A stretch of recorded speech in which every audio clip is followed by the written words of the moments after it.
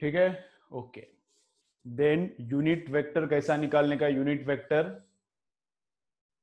Vector के direction में तो वेक्टर डिवाइडेड बाय उसका मॉड रहता है यूनिट वेक्टर। यूनिट वेक्टर के बाद हुआ पोजीशन वेक्टर, ओरिजिन से स्टार्ट होता है, पॉइंट पे खत्म होता है। फिर ए बी बार को कैसे लिखेंगे? बी के कोऑर्डिनेट्स माइनस ए के कोऑर्डिनेट्स। ओके, उसके बाद हुआ ट्रायंगल लॉ, सब्ट्रैक्शन के लिए, एडिशन के लिए, दोनों के लिए देख लिया। रिजल्टेंट का फॉर्मूला देख लिया, अल्फा का फॉर्मूला दिख लिया। दोनों फॉर्मूले पैरेललोग्राम को भी चलता है। पैरेललोग्राम का बस डायग्राम अलग है, रिजल्टेंट का फॉर्मूला, अल्फा का फॉर्मूला एग्जैक्टली सेम है। उसके बाद क्या देखा है? पॉलीगॉन लॉ देखा है। ठीक है, पॉलीगॉन लॉ से मैग्नीट्यूड कितना आता है वो पता नहीं चलता। पॉलीगॉन लॉ बस डायग्राम के लिए बताया है, पॉलीगॉन लॉ से बस डायग्राम निकालने का, और triangle law multiple times use करके फिर मैग्नीट्यूड निकालने का।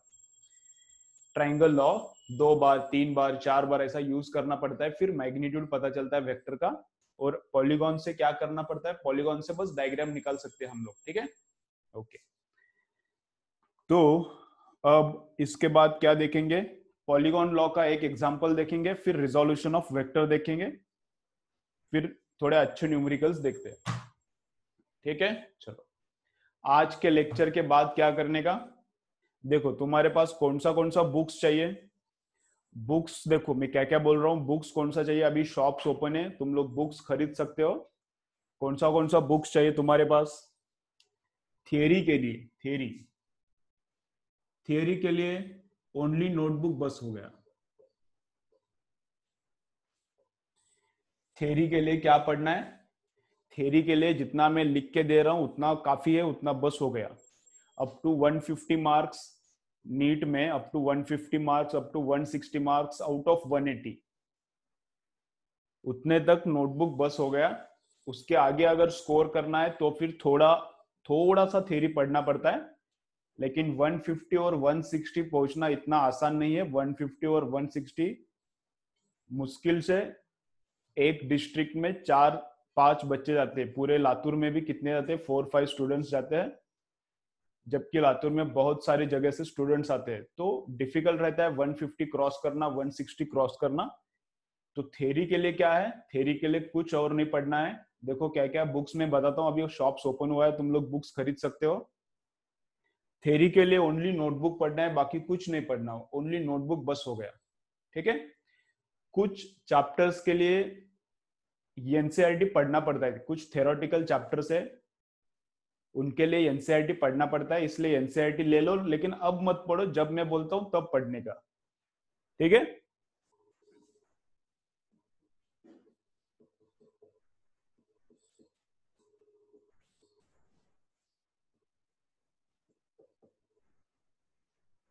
ठीक है, चलो। तो मैं बुक्स बता रहा हूं, चलो बुक्स बता रहा हूं, देखो क्या क्या है। थ्योरी के लिए बस नोटबुक्स जितना मैं लिख के दे रहा हूं उतना काफी है, बस हो गया, बहुत ज्यादा हो गया उतना। ठीक है, तुमको और थ्योरी पढ़ने का जरूरत नहीं है। फ्यू चैप्टर्स के लिए एनसीईआरटी पढ़ना पड़ता है, कुछ चैप्टर्स थ्योरेटिकल है उसके लिए एनसीईआरटी पढ़ना पड़ता है। ठीक है, उसके लिए एनसीईआरटी लेके रखो। जो चैप्टर्स पढ़ना है वो मैं बोलता हूँ, वो अभी नहीं है, बाद में आते हैं। थ्योरेटिकल चैप्टर्स है फिजिक्स में कुछ, तो उसके लिए लगता है एनसीईआरटी। ठीक है, एनसीईआरटी बायो को भी लगता है, केमिस्ट्री को भी लगता है, तो एनसीईआरटी सब लेना ही पड़ेगा।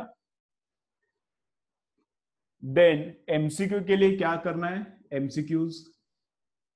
एमसीक्यूज के लिए मैं तुमको ओपन रखता हूं, जो बुक चाहिए वो सॉल्व करो। थ्योरी के लिए मैंने लिमिट किया है, थ्योरी के लिए लिमिट किया है, तो तुमको लगेगा कि थ्योरी कम पढ़ोगे तो शायद कुछ न्यूमेरिकल सॉल्व नहीं हो पाएंगे।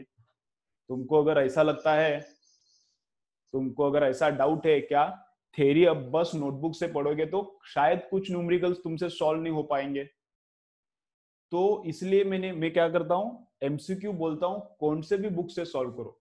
एमसीक्यू का क्या? एमसीक्यू तुमको चाहिए उस बुक में से सॉल्व करके देखो। तुमको अगर सॉल्व नहीं हो रहा, तुमको अगर लग रहा है कि ये वाला थ्योरी नोटबुक में कवर नहीं है, तो फिर मुझको बताओ। ऐसा होगा ही नहीं। फिजिक्स का थ्योरी बहुत कम रहता है, इतना ज्यादा रहता ही नहीं फिजिक्स में। मेन क्या करना है, फिजिक्स में अच्छा मार्क्स चाहिए। सब लोग ध्यान से सुनो, बहुत इंपॉर्टेंट सेंटेंस है मैं जो बोलने जा रहा हूँ। क्या फिजिक्स में अगर अच्छा मार्क्स चाहिए तो थ्योरी पढ़ के कुछ नहीं होने वाला। थ्योरी पढ़ के फॉर्मूला रट के कुछ नहीं होने वाला। तुमको अगर अच्छा मार्क्स चाहिए तो न्यूमेरिकल सॉल्व करना पड़ेगा, बहुत न्यूमेरिकल सॉल्व करना पड़ेगा। अगर बहुत सारा न्यूमेरिकल सॉल्व करोगे तो फिजिक्स एकदम सुपर बन जाएगा। फिर तुम लोग बाकी के सब्जेक्ट्स को अच्छा टाइम दे सकते हो। मैथ्स वालों मैथ्स को टाइम दे सकते हो, केमिस्ट्री वाले ऑर्गेनिक इनऑर्गेनिक को टाइम दे सकते हो, बायो वाले बायो को टाइम दे सकते हैं। ठीक है, फिजिक्स एक बार तुमने सॉल्व किया अच्छे से तो बहुत देर तक दिमाग में रहता है, बहुत देर तक दिमाग में रहता है, भूलते नहीं हो तुम लोग। तो जो रट्टे वाले सब्जेक्ट है इनऑर्गेनिक ऑर्गेनिक या फिर बायो, तो उनको तुमको ज्यादा टाइम देने को आएगा। तो कैसा करना है, फिजिक्स को एमसीक्यूज बहुत सॉल्व करना है। अभी क्या करना है, इनिशियल स्टेजेस में कम से कम 2 बुक्स 3 बुक किया तो बहुत अच्छा। कितना बुक्स सॉल्व करना है अभी इनिशियल स्टेज में, मतलब अब सिलेबस का स्पीड कम रहता है, चैप्टर्स एकदम धीरे धीरे खत्म हो रहा है, फिजिक्स का भी केमिस्ट्री का भी बायो का भी। ऊपर से लॉकडाउन है, इसलिए घर पे बैठे हो तो ज्यादा टाइम है। तो कम से कम 2 बुक्स सॉल्व करो। बहुत तकलीफ होगा इनिशियली, क्या होगा सॉल्व करते वक्त तकलीफ होगा, कैसे सॉल्व करने का कुछ समझता नहीं, कौन सा फॉर्मूला किधर यूज करने का कुछ समझता नहीं, इनिशियली होता है प्रॉब्लम। अगर तुमने 10th तक कुछ प्रॉब्लम का काम किया ही नहीं, तुमने बस रट्टेबाजी किया है 10th तक, अभी तुम लोगों का भी वो प्रॉब्लम नहीं है। अगर 10वीं तक तुम लोगों ने रट्टेबाजी किया है, एमटीएस एनटीएस स्कॉलरशिप ऐसा एग्जाम दिया नहीं, तो न्यूमेरिकल का प्रैक्टिस तुमको होगा, न्यूमेरिकल का प्रैक्टिस तुमको नहीं होगा। तो पहले बहुत डिफिकल्ट जाएगा न्यूमेरिकल सॉल्व करते वक्त, पहले बहुत डिफिकल्ट जाएगा, धीरे धीरे लेकिन आएगा, धीरे धीरे बहुत आसान लगता है। लेकिन मेहनत करना पड़ेगा, इनिशियल 1-2 महीना डिफिकल्ट लगेगा। ठीक है, अब तुमने न्यूमेरिकल सॉल्व नहीं किए 10वीं तक, ये तुम्हारा गलती नहीं, अपना एजुकेशन सिस्टम ही वैसा है, 10वीं तक रट्टेबाजी चलता है, पूरा रट्टे पे मार्क्स मिलता है। इधर वैसा नहीं है, सॉल्व करना पड़ता है, दिमाग लगाना पड़ता है, रट्टा भी करना पड़ता है, उसके साथ दिमाग और सॉल्व भी करना पड़ता है। ठीक है, एमसीक्यूज किधर किधर से सॉल्व करने का, चलो चलो एमसीक्यूज किधर किधर से सॉल्व करने का। एमसीक्यूज के लिए कौन सा भी बुक यूज करो स्टैंडर्ड चलता है। मैं रिकमेंडेशंस करता हूं कुछ, तुमको जो चाहिए वो ले लो। इजी, देखो क्या क्या चाहिए इजी में, क्या है, टारगेट है, टारगेट इजी बुक्स में है। उसके बाद पीएलपीएन है, पीएलपीएन मतलब है लातूर का प्रज्ञा पब्लिकेशन। उसके बाद विद्या भारती है,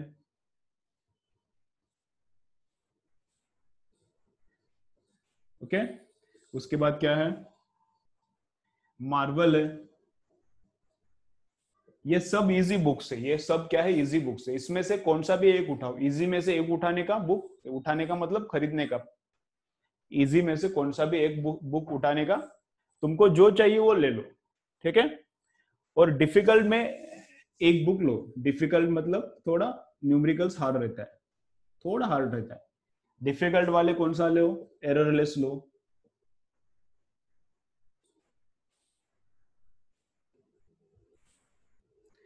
डिफिकल्ट में एररलेस लो, अरिहंत ले लो। अरिहंत का कौन सा, डीसी पांडे का ही है, डीसी पांडे का ही लेने का। ओके, नीट वाले नीट का ले ले, जेई वाले जेई का ले ले, अलग अलग रहता है। अरिहंत का अलग अलग बुक्स है, नीट का जेई का अलग है, एनसी ये एररलेस का एक ही है, नीट और जेई के लिए एक ही बुक बनाते हैं वो लोग। उसके बाद और क्या कर सकते हो, एमटीजी कर सकते हो, जीआर भी कर सकते हो, सिंगेज है। ठीक है, इसमें से एक बुक ले लो, इसमें से एक बुक ले लो। ठीक है, अगर तुमको बहुत कॉन्फिडेंस है, नवनीत, नवनीत भी कर सकते हो, लेकिन मैंने देखा नहीं है नवनीत का एमसीक्यूज। नवनीत का एमसीक्यूज अब आ रहा है, नवनीत का एमसीक्यूज अब आ रहा है, कुछ 1-2-3 साल से आ रहा है उनका बुक। तो मैंने वो सॉल्व करके देखा नहीं, बाकी ये बुक सब मुझे पता है, बहुत सारा क्वेश्चंस इसमें से मैंने सॉल्व किया, ऑलमोस्ट हर एक क्वेश्चन मैंने सॉल्व किया है इन बुक्स में से। तो मुझे पता है ये बुक्स कैसे है। ठीक है, नवनीत का भी अच्छा है, लेकिन ये इजी में ही आएगा। नवनीत का भी अच्छा मतलब ठीक ठाक है, लेकिन इजी में आएगा नवनीत। ठीक है, तो इसमें से एक बुक ले लो, इसमें से एक बुक ले लो।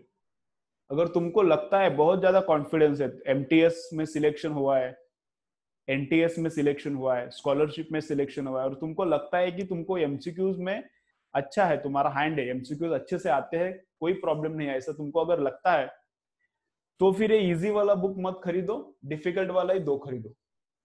फिर इजी वाला मत खरीदो, डिफिकल्ट वाला ही खरीदो, ठीक है। सब अच्छा है। अभी तुम लोग बोलोगे तो सर हम लोग कौन सा खरीदे, इतना बुक्स है, तो सब अच्छा है। फिर भी तुमको कंफ्यूजन ना हो इसलिए मैं रिकमेंड क्या करता हूँ, कुछ भी खरीदो सब अच्छा है, कुछ भी खरीदो सब अच्छा है। लेकिन फिर भी कभी कभी कंफ्यूजन होता है, अभी लेने का तो कौन सा लेने का, तो इसलिए मैं रिकमेंड करता हूँ तुमको जो चाहिए वो खरीदो। मैं क्या रिकमेंड करता हूँ हमेशा, विद्या भारती और एररलेस। एक इधर का विद्या भारती और इधर का एररलेस। सब बुक्स अच्छा है। तुमको सिंगेज चाहिए तो सिंगेज भी ले लो, सिंगेज भी अच्छा है, ठीक है। चलो इसका फोटो, इसका ये लिख के ले लो पूरा, ये पूरा लिख के ले लो। और तुमको ऐसा अगर लग रहा है एमसीक्यू सॉल्व करते वक्त ऐसा लग रहा है कि थ्योरी इनसफिशिएंट है, नोटबुक का थ्योरी इनसफिशिएंट है, तो मुझे बताओ, वो ऐसा होगा ही नहीं। एक आधा फैक्चुअल क्वेश्चन रहता है, फैक्ट्स रहता है। स्काई का कलर कैसा है, शायद मैं वो नहीं सिखाऊंगा, वो आता है, वो एक ऑप्टिक्स चैप्टर में आता है, स्काई का कलर कैसा है, तो शायद मैं नहीं सिखाऊंगा। तो फैक्चुअल क्वेश्चन है, स्काई का कलर तो ब्लू रहता है, वो क्वेश्चन में से समझ में आएगा। तो कुछ फैक्चुअल क्वेश्चन शायद नहीं हो सकते, थ्योरेटिकल अपना जो ये नोटबुक है उसमें कुछ फैक्चुअल क्वेश्चंस नहीं आ सकते, लेकिन हर एक ऑलमोस्ट सब सब मेन कंसेप्ट आता है। तो थ्योरी एक ही सोर्स से पढ़ो, एक ही जगह से थ्योरी पढ़ो, अपना नोटबुक, और बाकी सब ये बुक्स में से सॉल्व करो, ठीक है। नोट्स का, इसका नोट्स, उसका नोट्स, प्रिंटेड नोट्स, कुछ कुछ कुछ जरूरत नहीं है, कुछ जरूरत नहीं। तुम लोग जितना एमसीक्यू सॉल्व करोगे इन बुक्स में से उतना तुम्हारा इंप्रूवमेंट होगा। मेरा नोट्स बहुत अच्छा है, एलन का नोट्स बहुत अच्छा है, उसका नोट्स बहुत अच्छा, किसका नोट्स अच्छा नहीं रहता। ये स्टैंडर्ड बुक्स है, इनमें से ही कॉपी पेस्ट करके मिक्स करके नोट्स बनाते हैं। बाकी टीचर लोग क्या करते हैं, इन बुक्स में से ही ऐसा मिक्स करते हैं क्वेश्चंस और कुछ तो नोट्स बनाते हैं और बोलता है मेरा बहुत अच्छा है। किसका भी अच्छा नहीं, सबसे अच्छा तुम्हारा है। मेहनत जितना करोगे उतना मार्क्स आएगा, सिंपल है, सिंपल है। जितना मेहनत करोगे उतना मार्क्स आएगा, जितना एमसीक्यू सॉल्व करोगे उतना फिजिक्स में अच्छा है। किसका भी अच्छा नहीं, सबसे अच्छा तुम्हारा ही है। ओके, चलो ये लिख के ले लो, फटाफट काम करो। क्या लिखा है रे लिनोवो अथर्वश्री, तेरा नाम है कि क्या? चलो लिखो फटाफट, चलो लिखो। मार्वल भी अच्छा है, मार्वल भी मुझे अच्छा लगता है, टारगेट भी अच्छा है। सब सब अच्छा बुक्स ही है, ऐसा कुछ इसमें खराब बुक नहीं है, तुमको चाहिए वो ले लो।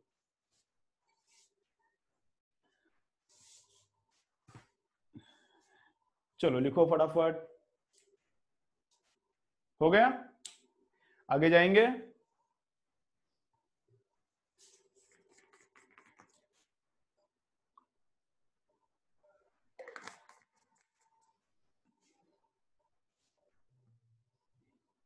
ठीक है, और एक इंपॉर्टेंट सेंटेंस याद रखो मैं क्या बोलता हूं। चलो चलो इधर सब लोग, बहुत इंपॉर्टेंट सेंटेंस क्या, ठीक है ठीक है, बहुत इंपॉर्टेंट सेंटेंस सेंटेंस बोल रहा हूं, देखो क्या करने का है।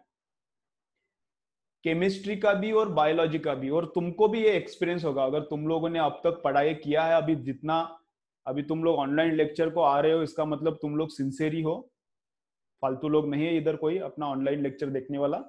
जो फालतू स्टूडेंट्स है वो घर पे सो रहे हैं। तो मैं क्या बोल रहा हूँ, थ्योरी किसी भी तुम सब्जेक्ट का पढ़ो, थ्योरी किसी भी सब्जेक्ट का पढ़ो, एक ही जगह पर से पढ़ोगे तो दिमाग में अच्छे से बैठता है, एक ही जगह पर से पढ़ोगे तो दिमाग में अच्छे से बैठता है, ठीक है। केमिस्ट्री का भी हो या फिर बायो का भी हो, ये ऐसा मुझे तो होता था, ऐसा मैंने रीड भी किया है, बाकी लोगों को भी होता है, तुमको भी ऐसा होता ही होगा। सपोज ये मेरा वेक्टर का नोट्स है, अभी इधर वेक्टर का नोट्स मैंने बनाया है, क्या क्या तुमको पढ़ाने का, एक ही पेज पे पूरा। तो जब मैं पढ़ता हूं तब मुझे जब फॉर्मूला मुझे रिकॉल करना पड़ता है, देखो सुनो इंपॉर्टेंट चीज है, इंपॉर्टेंट चीज है। मैंने ऐसा, मैं स्टूडेंट था तब भी एक्सपीरियंस किया है, जब टीचर हूं तब भी एक्सपीरियंस किया है। बाकी टीचर लोग ये तुमको नहीं बोल पाएंगे, मैं बोल पाता हूं क्योंकि मैं अच्छा स्टूडेंट भी था, बाकी टीचर लोगों को 60% मिला है, 12वीं को 10वीं को 50% मिला है, कुछ जॉब नहीं मिल रहा है इसलिए उसने वो लोग टीचिंग में आ गए। बाकी टीचर लोगों का अलग है, बाकी क्लासेस में जो टीचर लोग रहते हैं उनका अलग है, जॉब नहीं मिला इसलिए क्लास चला रहे। अपना जो क्लास है उसमें क्या है, सब टीचर लोग, सबको अच्छा जॉब था, सबको अच्छा स्कोर था सीईटी में। मेरा स्कोर था 190, सबको तुमको पता ही होगा, किसको पता नहीं तो सुन लो, कितना था, 190 था। अच्छा कॉलेज था इंजीनियरिंग का, उसके बाद जॉब भी अच्छा था। जो गेट का एग्जाम होता है, इंजीनियरिंग के बाद गेट का एग्जाम होता है, उसमें ऑल इंडिया रैंक, पूरे इंडिया में रैंक कितना था मेरा, 50 था, 50। तो एमसीक्यू का एग्जाम मैंने बचपन से दिया है, फोर्थ स्कॉलरशिप से क्रैक किया है 10वीं का एनटीएस तक। ओके, हर एक एग्जाम, एनटीएस, गणित प्रावीण्य, सब एग्जाम मैंने दिया है, सब में बस एग्जाम नहीं दिया, मेरिट में भी आया हूँ। ठीक है, तो मुझे पता है एज अ स्टूडेंट कैसा प्रिपरेशन करना पड़ता है, क्या डिफिकल्टीज रहती है। तुम्हारी साइड भी पता है मुझे और मेरी साइड भी पता है, मतलब टीचर की साइड भी पता है, तो दोनों साइड को मैंने देखा है अच्छी तरह से। तो मैं जो बता रहा हूँ वो बाकी शायद टीचर लोग नहीं बता पाएंगे, तो अच्छे से सुनो। क्या, थ्योरी एक ही जगह से पढ़ने का बहुत इंपॉर्टेंट है। तुमको लगेगा क्या ये बता रहे फालतू है क्या, लेकिन ये बहुत इंपॉर्टेंट है। थ्योरी एक ही जगह से पढ़ने का क्या होता है, जब मैं इधर से पढ़ता हूं तो ये फॉर्मूला जब मुझे रिकॉल करना है, ट्रायंगल लॉ का फॉर्मूला यहाँ पर है, तुमको दिखेगा नहीं इधर, लेकिन जब मैं फॉर्मूला रिकॉल करता हूं तो ये पेज मुझे याद आता है, दिमाग में क्या होता है मेरे, ये पेज मुझे याद आता है। तो पेज पे किधर है, पेज पे ऐसा इधर बीच में, पेज पे ऐसा बीच में फॉर्मूला ऐसा याद आता है, पिक्चर मेमोरी रहता है अपना। तो अगर ये फॉर्मूला मैं एक ही जगह पर से रीड करता हूं तो इधर का ही पिक्चर याद आता है, तो फॉर्मूला अच्छे से रिकॉल होता है। यही तुम लोग अगर थ्योरी को दो बुक्स यूज करोगे, थ्योरी के लिए दो बुक्स यूज करोगे, तो एक बुक में फॉर्मूला इधर किधर तो आएगा, एक बुक में फॉर्मूला किधर अलग जगह पे इधर आएगा या फिर इधर आएगा, तो वो रिकॉल करने में आसानी नहीं होता, पिक्चर ऐसा याद नहीं आता, दिमाग को क्या होता है, पिक्चर याद नहीं आता। तो बराबर पिक्चर याद आता तो इधर ऐसा वाला सेंटेंस था ऐसा याद आता है। तो इसलिए क्या एक ही जगह से थ्योरी पढ़ने का। और तुमको लगता है, सपोज तुमने एनसीईआरटी का केमिस्ट्री का, बहुत ध्यान से सुनो जो मैं बता रहा हूँ, शायद किधर तुमको नहीं मिलेगा, जो मैं बता रहा हूँ शायद तुमको ये टिप्स ट्रिक्स किधर भी नहीं मिलेगा, बहुत इंपॉर्टेंट है, बहुत मार्क्स में इंप्रूवमेंट आएगा इससे। सपोज तुम लोग केमिस्ट्री का कौन सा तो चैप्टर पढ़ रहे हो और उसमें तुमको लग रहा है कि ये थ्योरी सर ने दिया है और बुक में नहीं है, एनसीईआरटी में तुम लोग पढ़ रहे हो और तुमको लगा कि एक कंसेप्ट टीचर ने टीच किया क्लासरूम में अच्छे से और वो इतना अच्छे से बुक में नहीं है, तो वो नोटबुक जो है तुम्हारा, नोटबुक में से उठाओ और वो 2-3 सेंटेंसेस वहां बुक में ही लिखो। नोटबुक में देखो जो भी टीचर ने पढ़ाया, अच्छा थोड़ा एक्सप्लेन किया है, अच्छे से पढ़ाया है, तो उतना थ्योरी क्या करो उस बुक में ही लिख के रखो। तो एक ही जगह पर से अगर थ्योरी रीड करोगे तो अच्छा है, दिमाग में अच्छा बैठेगा, रट्टा अच्छा होगा। ठीक है, मैक्सिमम 2 करो। बहुत भी टीचर बहुत ज्यादा पढ़ा रहा है, वो शायद बायो में हो सकता है, शायद बायो में हो सकता है, क्योंकि बायो में आउट ऑफ सिलेबस आता है थोड़ा, केमिस्ट्री फिजिक्स मैथ्स में ऐसा होता नहीं है। बायो में क्या होता है, थोड़ा आउट ऑफ सिलेबस आता है, तो टीचर बहुत ज्यादा आउट ऑफ सिलेबस पढ़ा रहा है, तो पढ़ाना ही पड़ता है क्योंकि आउट ऑफ सिलेबस आता है थोड़ा, क्वेश्चन 10 एक क्वेश्चन आउट ऑफ सिलेबस आते हैं। तो एनसीईआरटी एक पढ़ो और जो टीचर ने लिख के दिया है उसमें, जो एनसीईआरटी में नहीं है उसको बॉक्सेस करके रखो, ये बॉक्स वाला एनसीईआरटी में नहीं है तो बॉक्स करके रखने का एक्स्ट्रा जो है वो। ठीक है, चलो। तो अपने लिए क्या है, अपने लिए क्या है, चलो चलो चलो इधर, अपने लिए क्या इंस्ट्रक्शन है, अपने लिए मतलब फिजिक्स के लिए ये वाले बुक्स यूज करने का, एमसीक्यू के लिए मिनिमम 2 बुक सॉल्व करो। और थ्योरी के लिए क्या, बस नोटबुक काफी है, बाकी और कुछ मत पढ़ो। ठीक है, जब तुम्हारा मार्क्स 150 के ऊपर जाना चालू हो जाएगा, बहुत मुश्किल है हो जाना, तुमको लगेगा अरे ऐसा ही, ऐसा नहीं जाता, डिफिकल्ट रहता है, तब मैं क्या करने का और एक्स्ट्रा बताता हूँ। 150 क्रॉस करोगे तब मैं एक्स्ट्रा और क्या रीड करना है थ्योरी के लिए मैं बताता हूँ। ठीक है, चलो तो स्टार्ट करते हैं। अभी बहुत टाइम गया अभी इसमें, लेकिन बहुत इंपॉर्टेंट था ये।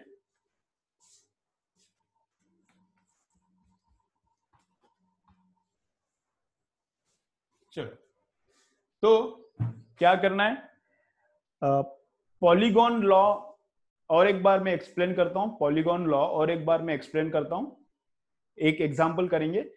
उसके बाद रिजोल्यूशन ऑफ वेक्टर्स देखेंगे, उसके बाद क्या करेंगे, रिजोल्यूशन ऑफ वेक्टर्स। चलो पॉलीगॉन लॉ करो, अभी ये ड्रॉ करो पी बार, ये ऐसा ड्रॉ करो क्यू बार, ओके, ये ऐसा ड्रॉ करो, सब 45 डिग्री पे है, ये 45 डिग्री पे है, ये 45 डिग्री पे है, आर बार। चलो तो क्या करो,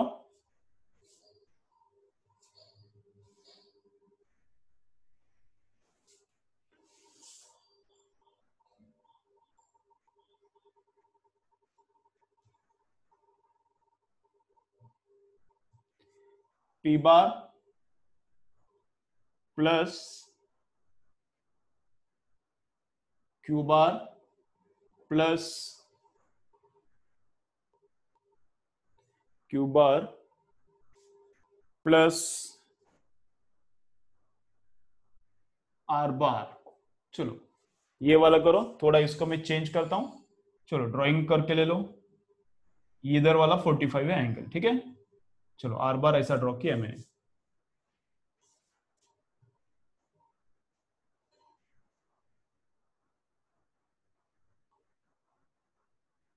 ठीक है। चलो ड्रॉ करो, ट्राई करो, क्या और एक लेने का, एस बार और एक ले लो, एस बार भी ले लो।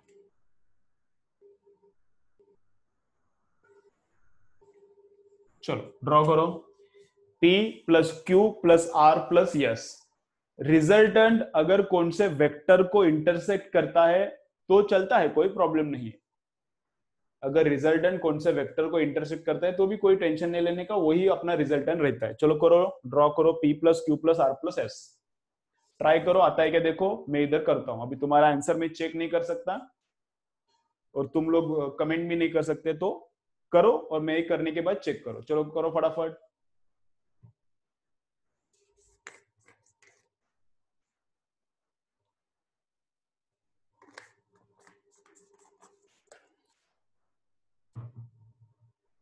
चलो करने का इधर अभी, चलो देखो पी बार कैसा है, पी बार ऐसा है, पी बार ऐसा है, ठीक है।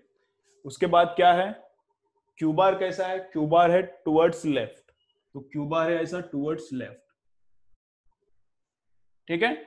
पहले पी बार पहला वेक्टर, फिर दूसरा वेक्टर ड्रॉ करो, दूसरे के बाद तीसरा, तीसरा कैसा ऐसा नीचे आ रहा है, ये क्यू क्यू ऐसा आर बार,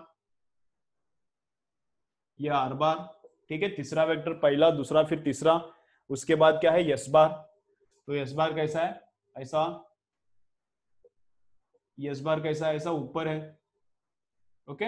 ऐसा अभी थोड़ा ऊपर जाएगा क्या थोड़ा नीचे रहेगा वो पता नहीं है, कैसा भी रहो यस बार, ठीक है। ऐसा आ गया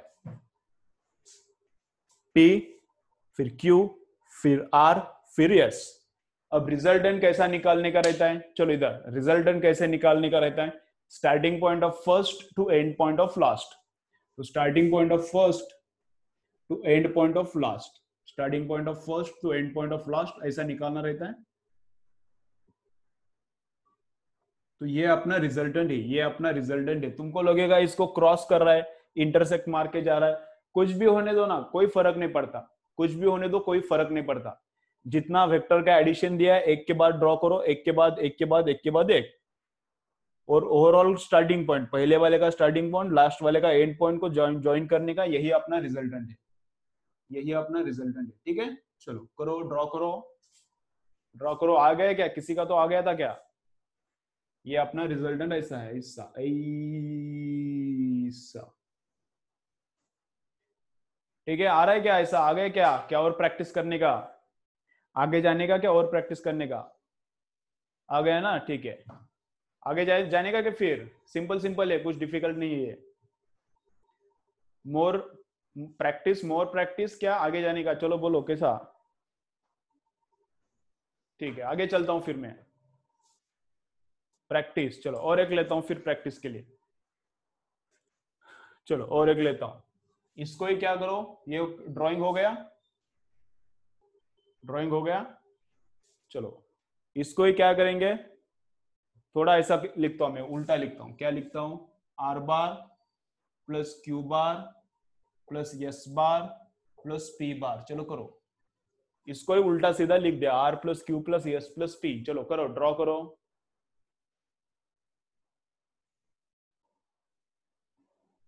एक मिनट, एक प्रैक्टिस करते हैं, निकल जाएंगे आगे। चलो ये प्रैक्टिस करो, चलो क्या आता है कैसा आता है देखो। सिंपल सिंपल है, इसमें कुछ दम नहीं है ज्यादा, सिंपल सिंपल है। करो करो।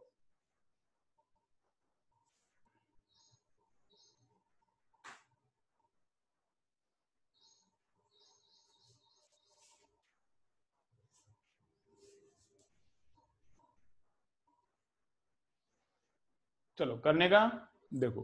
फर्स्ट क्या करो, आर बार को ड्रॉ करो। फर्स्ट क्या करो, आर बार को ड्रॉ करो। आर बार किधर है, इधर है, ऐसा सीधा आर बार को ड्रॉ करो। ठीक है, आर बार के बाद किसको ड्रॉ करना है, क्यू बार को। इधर देखो अभी सब लोग, चलो चलो सब लोग इधर। पहला क्या करने का, आर बार को, पहले वाले वेक्टर। फिर दूसरे वाले को, क्यू कैसा है, लेफ्ट की तरफ है, तो क्यू इधर इधर आएगा ऐसा, क्यू। क्यू के बाद क्या है, यस है। यस कैसा है देखो, यस किधर है, अरे गलती हो गया, वो यस है ना, वो आर आर क्या हो गया, लफड़ा हो गया, लफड़ा हो गया, रुको रुको रुको, लफड़ा हो गया। आर ड्रॉ नहीं किया ना, वो यस ड्रॉ किया। चलो पहले आर है, आर किधर है, इधर है आर, तो आर ऐसा है, तो आर ऐसा है ऐसा, ये आर बार है। आर बार के बाद क्या है, आर बार के बाद क्या ड्रॉ करना है, Q bar. Q bar, Q bar कैसा है, ऐसा लेफ्ट की तरफ है, तो ये आएगा क्यू बार। क्यू बार ऐसा लेफ्ट की तरफ है। क्यू के बाद क्या है, यस है। यस कैसा, ऐसा खड़ा, यस कैसा ऐसा खड़ा है, क्यू बार। ठीक है, क्यू बार क्या कर रहा हूं कि मैं क्या नींद में हूं, एस बार है, एस बार, यस बार ऐसा सीधा। और उसके बाद पी बार है, तो पी बार कैसा देखो, पी बार कैसा ऐसा, तो पी बार कैसा ऐसा। तो ये आता है अपना रिजल्टेंट वेक्टर, ये आता है अपना रिजल्टेंट वेक्टर। ठीक है, देखो पहले आर ड्रॉ किया, फिर क्यू ड्रॉ किया, फिर एस ड्रॉ किया, फिर पी ड्रॉ किया, फिर पहले का स्टार्टिंग पॉइंट और लास्ट वाले का एंड पॉइंट, पहले का स्टार्टिंग पॉइंट और लास्ट वाले का एंड पॉइंट, ये वाला अपना एडिशन है, तो ये वाला अपना रिजल्टेंट है। ठीक है, तो अगर तुम्हारा डायग्राम अगर परफेक्ट है, तुम्हारा अगर डायग्राम परफेक्ट है, तो ये वाला वेक्टर और ये वाला वेक्टर एग्जैक्टली सेम ही दिखेगा। इसका लेंथ और इसका लेंथ चेक करो, सेम ही दिखेगा। इसका डायरेक्शन और इसका डायरेक्शन भी सेम ही दिखेगा। वेक्टर का एडिशन करते वक्त, वेक्टर का एडिशन करते वक्त सीक्वेंस उल्टा सीधा किया तो कुछ फर्क नहीं पड़ता, वही वेक्टर आता है। ये एडिशन करते वक्त सीक्वेंस उल्टा सीधा किया तो इधर का वेक्टर और उधर का वेक्टर सेम आता है। Vector addition follows commutative law, vector addition follows commutative law, ये देखा है ना। तो उल्टा सीधा ये अरेंजमेंट किया तो कुछ फर्क नहीं पड़ता। चलो आ गया क्या, चलो चलो बोलो, डायग्राम आ गया क्या, ऐसा आ गया तो यस सेंड करो। मोर प्रैक्टिस चाहिए तो कुछ मत सेंड करो, क्योंकि नहीं लेने वाला। आ गया ना, मोर प्रैक्टिस चाहिए तो मोर प्रैक्टिस लिखो, और थोड़ा प्रैक्टिस लेता हूं फिर। ठीक है, चलो सबको आ रहा है तो अभी आगे जाता हूं। सिंपल सिंपल है, इस पे ज्यादा न्यूमेरिकल आता भी नहीं है। चलो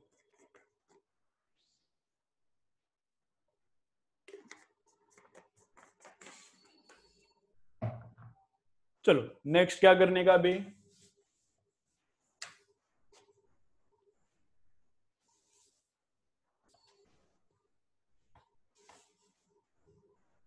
चलो नेक्स्ट लिखो, वेक्टर का एडिशन सब्ट्रैक्शन में final concept, resolution of vectors. चलो लिखो, रिजोल्यूशन ऑफ वेक्टर्स लिखो, रिजोल्यूशन,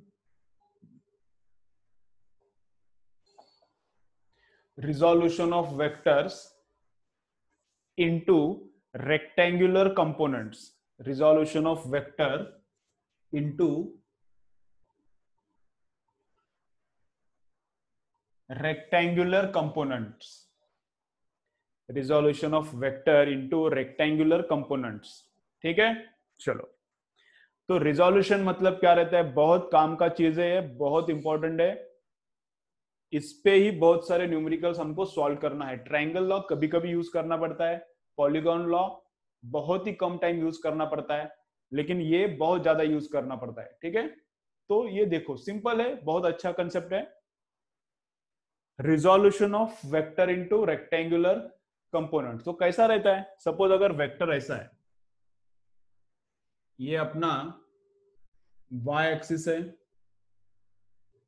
और ये अपना x एक्सिस है, और यहां पर ऑब्जेक्ट है, यहां पर ऑब्जेक्ट है, ठीक है, चलो यहां पर ऑब्जेक्ट है, और फोर्स कैसा लगाया, फोर्स लगाया, ऐसा वाला फोर्स लगाया, कितना फोर्स लगाया, सपोज 10 न्यूटन का फोर्स लगाया,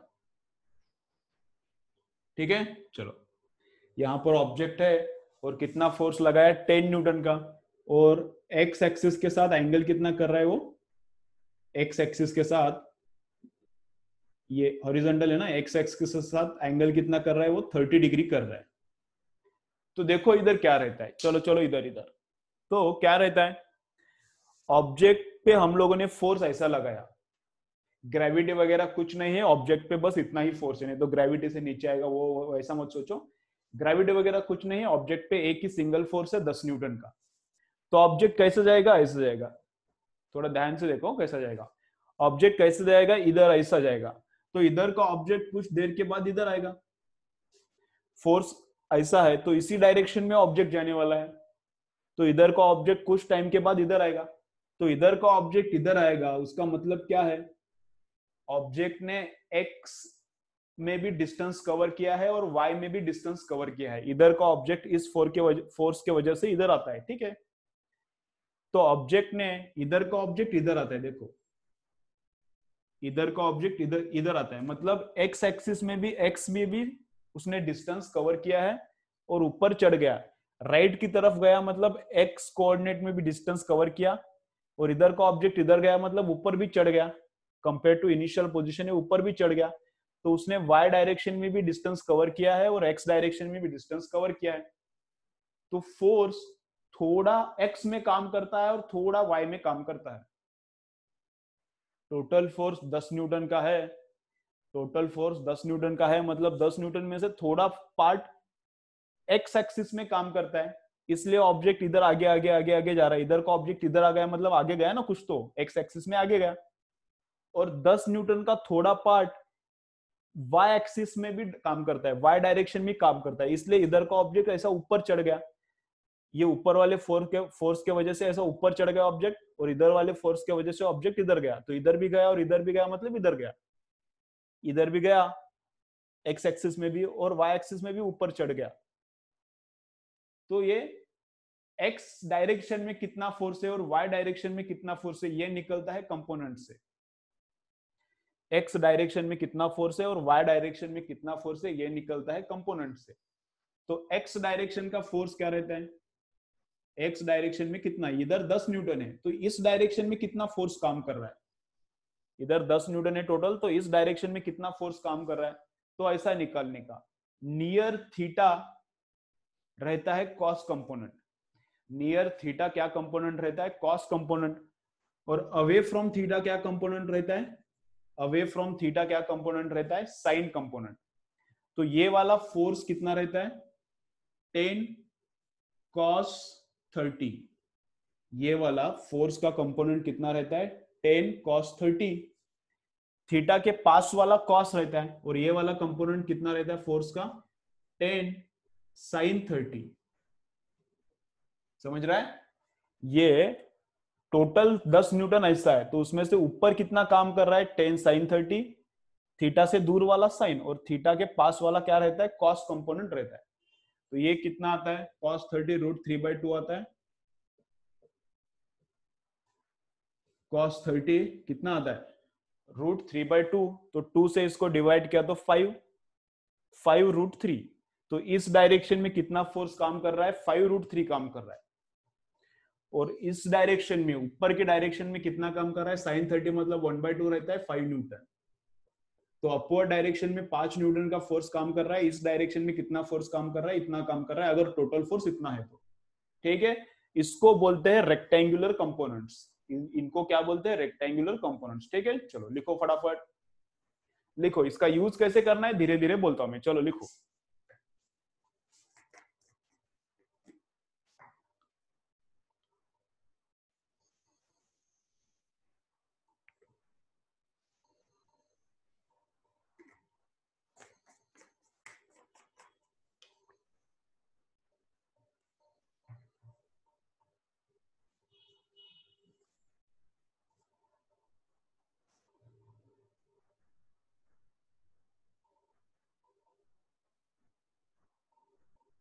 चलो हो गया क्या?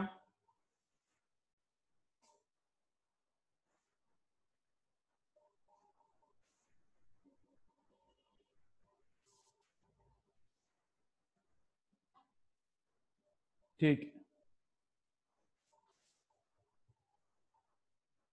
करता हूँ, चलो हो गया। चलो और एक बार मैं रिपीट करता हूँ, फिर आगे और न्यूमेरिकल्स देखेंगे। आज रिजोल्यूशन ही देखना है और कुछ देखना नहीं है। चलो क्या करेंगे देखो,